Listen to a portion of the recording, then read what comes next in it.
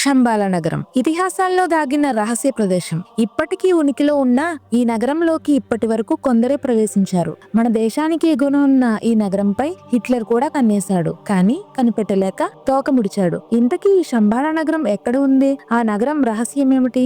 భారతదేశం ఎన్నో అద్భుతాలకు నెలవు. ముఖ్యంగా ఉత్తరాన ఉన్న హిమగిరులను మన దైవంగా భావిస్తాం. భారతీయులు ఎంతో పవిత్రంగా భావించే గంగానది పుట్టింది కూడా ఇక్కడే. ఆ పరమశివుడు కొలువైన కైలాస పర్వతం మన దేశ పరిధిలో లేకున్నా ఎంతో మంది భారతీయులు ఆ పరమేశ్వరుడి దర్శనం కోసం అక్కడికి వెళ్తుంటారు. అయితే అక్కడ కేవలం కైలాస పర్వతమే కాదు, కంటికి కనిపించని ఓ రహస్య నగరం కూడా ఉందనే సంగతి చాలా తక్కువ మందికి తెలుసు. అదే శంబాల నగరం. విష్ణు పురాణాలను చదివిన వారికి ఈ ప్రాంతం గురించి ప్రత్యేకంగా పరిచయం చేయక్కర్లేదు, ఎందుకంటే దీని గురించి అందులో ప్రత్యేకంగా ప్రస్తావించారు. కలి ఆగడాల నుంచి కల్కి అవతారం చాలించే వరకు ప్రతి ఒక్క సంఘటన ఈ శంబాల నగరం కేంద్రంగానే చోటు చేసుకున్నాయి. ఇంతకీ శంబాల అంటే ఏమిటి? ఈ నగరం ఎక్కడ ఉంది? దీన్ని ఎవరు నిర్మించారు? విష్ణు పురాణాలకు ఈ నగరానికి సంబంధం ఏమిటి? హిట్లర్ ఈ నగరంపై ఎందుకు మనసు పడ్డాడు? ఆ నగరం ప్రత్యేకత ఏమిటి? ఇప్పటికీ ఆ నగరం రహస్యంగానే ఎందుకు ఉంది? దీన్ని చూసిన వ్యక్తులు ఏం చెప్పారు? ఆ నగరంలో ఏమున్నాయి? తదితర ఆసక్తి విషయాలను తెలుసుకోవడానికి ఈ కథనాన్ని చివరి వరకు మిస్ కాకుండా చూడండి. ఈ నగరం గురించి తెలుసుకునే ముందు మనం ఒకసారి విష్ణు పురాణాల్లోకి కలి ప్రభావం, కల్కి అవతారాల గురించి తెలుసుకోవాలి. శంబాల అంటే ఏమిటి? శంబాల అనేది సాంస్కృతిక పదం. టిబెట్ లో దీన్ని షాంగ్రిల్లా అని కూడా అంటారు. హైందవ పురాణాల్లో దీన్ని సిద్ధాశ్రమంగా పిలిచేవారు. ఈ ప్రాంతాన్ని భూలోక త్రివిష్టకం అని కూడా అంటారు. త్రివిష్టకం అంటే సంస్కృతంలో స్వర్గం అని అర్థం. శంబాలలో కూడా దేవతలు తిరుగుతారనే ఉద్దేశంతో దీన్ని భూలోక త్రివిష్టకం అని పిలుస్తారు. ఆ పేరే ఇప్పుడు అనేక రకాలుగా మార్పులు చెంది టిబెట్ గా మారింది. టిబెట్ మన ఇండియాకు ఉత్తర దిక్కున ఉన్న సంగతి తెలిసిందే. దీన్ని రూప్ ఆఫ్ ది వరల్డ్ అని కూడా అంటారు. ఎత్తైన పీఠభూములు గల ప్రాంతంలో బౌద్ధులు ఎక్కువ నివసిస్తుంటారు. దీని సరిహద్దుల్లోని చైనా భూభాగంలో ఉన్న కైలాస పర్వతం, మానస సరోవరం సమీపంలోనే రహస్య నగరం శంబాల ఉంది. దీన్ని కేవలం కొంతమంది మానవులు మాత్రమే వీక్షించగలరు, ప్రవేశించగలరు. వారికి ఎలాంటి లక్షణాలు ఉండాలనేది మున్ముందు చూద్దాం. ఇప్పుడు ఈ నగరం ఎలా ఏర్పడిందో విషయాన్ని తెలుసుకుందాం. ఎంతో మంది మునీశ్వరులు తపస్సు చేసిన ప్రాంతం ఇది. అగస్త్యుడు, వశిష్ఠుడు, మార్కండేయ, జమదగ్ని, విశ్వామిత్రుడు, అశ్వత్థామ వంటి మహాపురుషుల నుంచి నేటి అచ్యుతానంద, విశుద్ధానంద, మౌనస్వామి తదితర యోగులు, ఋషులు ఇక్కడే తపస్సును ఆచరించారు. అంతేకాదు అత్యంత పవిత్రమైన శంబాల నగరాన్ని కనులారా వీక్షించారు. మన పురాణాల్లో శ్రీ రామాయణ బాలకాండలో విశ్వామిత్రుడు రామలక్ష్మణులను యాగం కోసం అడవులకు తీసుకెళ్తూ సిద్ధాశ్రమానికి తీసుకువెళ్తాడు. వారితో తపస్సును చేయించి సిద్ధిని ప్రసాదిస్తాడు. మహాభారతంలో పాండవులు సైతం ఈ రహస్య ప్రాంతానికి చేరినట్లు ఆధారాలు ఉన్నాయి. పూర్వం ఒక రాజు ఋషులతో మహాయాగం నిర్వహించి వారికి అనేక బంగారు ఆభరణాలు, వేదికలు, మండపాలను దానమిస్తారు. ఋషులు వాటిని ధరించలేరు కాబట్టి రహస్యంగా ఒక ప్రాంతంలో దాచిపెట్టాలని నిర్ణయించుకుంటారు. ఇందుకు పరమశివుణ్ణి ప్రార్థించి ఒక ప్రాంతంలో దాచిపెడతారు. శివుడి అనుగ్రహం లేకుండా అక్కడికి ఎవరూ చేరలేరు. అయితే ధర్మరాజు శివుడు ఆశీస్సులను పొంది ఋషులు దాచిన ఆ రహస్య ప్రదేశానికి చేరుకుని సంపదను పొందుతాడని పురాణాల్లో పేర్కొన్నారు. కల్కి అధ్యయనంలో శంబాల ప్రస్తావన. విష్ణు పురాణంలోని కల్కి అధ్యయనంలో శంబాల గురించి వివరించారు. ద్వాపర యుగంలో శ్రీకృష్ణుని నిర్వాణం తర్వాత కలి ప్రవేశిస్తుంది. ఆ కాలంలో అధర్ముడు, అసత్య అనే దంపతులకు అమ్ముడు, మాయ అనే కుమారుడు, కుమార్తె జన్మిస్తారు. ఆ అన్నా చెల్లెళ్ళిద్దరూ పెద్దవాళ్ళై ఒకరినొకరు పెళ్లి చేసుకుంటారు. ఫలితంగా క్రోధ, హింస అనే పుత్రుడు, పుత్రిక పుడతారు. వారు కూడా తమ తల్లిదండ్రుల్లాగే ఒకరినొకరు పెళ్లి చేసుకుని కలి అనే పుత్రుడికి జన్మనిస్తారు.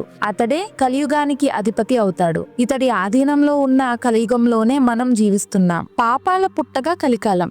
కలికాలం అధర్మం, అన్యాయాలు పెచ్చుమిరుతాయి. నూనె కారుతున్నట్లుగా ఉండే నల్లని శరీరం, కాకి వంటి కడుపు, నల్లని సొరంగం వంటి నోరు, ఎర్రని మిడుగుడ్లతో ఉండే కలి శరీరం నుంచి నిత్యం అశుద్ధపు దుర్వాసన వస్తుంది. జూదం, మద్యపానం, స్త్రీలతో సంపర్కం వంటి అవలక్షణాలతో కలి లోకాన్ని పాలిస్తుంటాడు. కలి పాలన వల్ల లోకమంతా పాపులతో నిండిపోయింది. దైవాన్ని చిన్నచూపు చూస్తారు. నాస్తికులు పెరిగి దైవారాధన అంతరించిపోతుంది. ఎవరైతే కిరాతకమైన బుద్ధులతో ఉంటారో వాళ్ళలోకి కలి ప్రవేశించి నీచమైన పనులు చేయిస్తుంటాడు. అలా 4 పాదాలుగా మానవ లోకం పాపాల పుట్టగా మారి ప్రజలు క్షుద్ర పూజలతో ప్రతికూల శక్తులను పూజించడం మొదలు పెడతారు. దీంతో దేవతలు శ్రీ మహావిష్ణువును ఆశ్రయించి లోకాన్ని రక్షించాలని వేడుకుంటారు. కల్కి అవతారంతో కలియుగంలోకి. ఈ మేరకు శ్రీ విష్ణువు దేవతలకు ధైర్యం చెబుతూ భరత వంశంలో శంబాల అనే నగరంలో జన్మిస్తానని చెబుతాడు. ఆ నగరంలో విష్ణుయశుడు సుమతి అనే పవిత్రమైన దంపతులకు పుత్రుడిగా జన్మిస్తానని చెబుతాడు. లక్ష్మీదేవి సంహలా ద్వీపంలో పద్మావతిగా అవతరిస్తుందని పేర్కొంటాడు. ఇచ్చిన మాట ప్రకారం విష్ణుయశుడు సుమతిలకు 4 చేతులతో మహావిష్ణువు జన్మిస్తాడు. పవిత్ర గంగా ప్రక్షాళనలతో ఆ 4 చేతులు 2 చేతులుగా అవుతాయి. మృత్యుంజయుడైన మార్కండేయుడు కల్కి అని నామకరణం చేస్తాడు. ఉపనయనం తర్వాత కల్కి తండ్రి వద్ద సెలవు తీసుకుని శాస్త్ర విద్య వేదాలు నేర్చుకోవడానికి ప్రయాణమవుతాడు. మార్గ మధ్యలో పరశురాముడు కనిపించి కల్కిని మహేంద్రగిరికి తీసుకువెళ్తాడు. అక్కడ 64 విద్యలను కేవలం 4 నెలల్లోనే నేర్చుకుంటాడు కల్కి.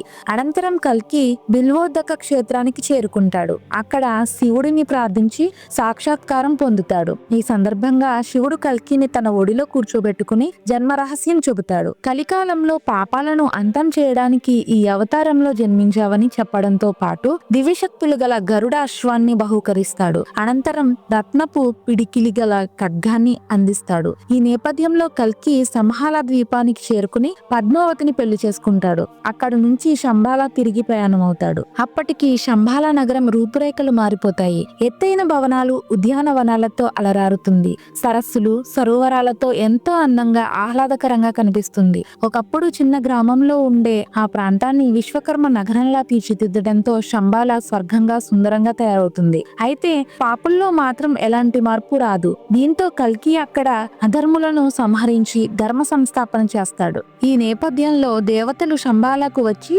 కల్కిని దర్శించుకుంటారు. తిరిగి వైకుంఠానికి రావాలని ప్రార్థిస్తారు. దీంతో కల్కి సత్యయుగ స్థాపన చేసి గంగానది తీరంలో కల్కి అవతారం చాలిస్తాడు. విష్ణువుగా వైకుంఠానికి చేరుకుంటాడు. ధర్మానికి కేంద్రంగా మారిన శంబాల అప్పటి నుంచి సాధారణ మానవులకు కనిపించకుండా అదృశ్యమవుతుంది. కలి ప్రభావం వల్ల పాపులుగా మారే మానవులకు ప్రవేశం లభించదు. శంబాల నగరం ఎవరికి కనిపిస్తుంది? ఈ నగరాన్ని చూడాలంటే ఆ మానవుడు ఎంతో స్వచ్ఛమైన మానవుడై ఉండాలి. సత్యం, ధర్మం, అహింసను పాటించే పుణ్యాత్ములకు మాత్రమే శంబాల నగరాన్ని చూసే భాగ్యం దక్కుతుందని పురాణాల్లో పేర్కొన్నారు. అందులో చెప్పినట్లే కొందరు సాధారణ వ్యక్తులు శంబాల నగరాన్ని చూసి రావడం గమనార్హం. ఎప్పటికీ అదృశ్య రూపంలో ఉండే ఈ మాయా ప్రపంచంలోకి ప్రవేశించడం అంత సులభమైన పని కాదు. మానవ శరీరంలో ఉండే సుషుమ్న నాడి తరుచుకున్నప్పుడు వారికి మాత్రమే శంబాల నగరంలోకి ప్రవేశం లభిస్తుంది. ఇది కేవలం యోగ సాధనతోనే సాధ్యం. కొందరు ఈ జన్మలో పుణ్యకార్యాలు చేసిన పూర్వ కర్మల వల్ల శంబాలకు వెళ్లే దారి కనుగొనలేరు. చిత్రం ఏమిటంటే ఈ సైన్స్ యుగంలో కూడా కొందరు శంబాలలోకి ప్రవేశించి అక్కడి అద్భుతాలను చూసి వచ్చారు. ఇందుకు వారి వద్ద తగిన ఆధారాలు కూడా ఉన్నాయని చెబుతున్నారు. మరి శంబాల నగరాన్ని చూసిన ఆ వ్యక్తులు ఎవరో చూసేద్దామా? ఈ వీడియోలో శంబాల నగరం గురించి అయితే పూర్తిగా అయితే చెప్పలేకపోతున్నాం. దానికి కారణం ఏంటంటే వీడియో లెంత్ అనేది ఎక్కువగా ఉంది. సో నెక్స్ట్ వీడియోలో శంబాల నగరం ఎవరు వెళ్ళారో, అసలు శంబాల నగరం నిజంగా వెళ్ళగలవా లేదా అనే విషయాలు అయితే మాట్లాడుకుందాం. నెక్స్ట్ పార్ట్ అయితే చాలా ఇంట్రెస్టింగ్ ఉంటుంది. ఇప్పటి వరకు చాలా మంది అయితే ఈ విషయాలు అయితే శంబాల నగరం గురించి అయితే చెప్పలేదు. పార్ట్ 2 ఖచ్చితంగా చాలా ఇంట్రెస్టింగ్ ఉంటుంది. పూర్తిగా చూడండి. మా వీడియో చూస్తున్నారు కానీ లైక్ అయితే చేయట్లేదు. మీరు లైక్ చేస్తేనే మా వీడియో అనేది మరి కొంతమందికి రీచ్ అవుతుంది.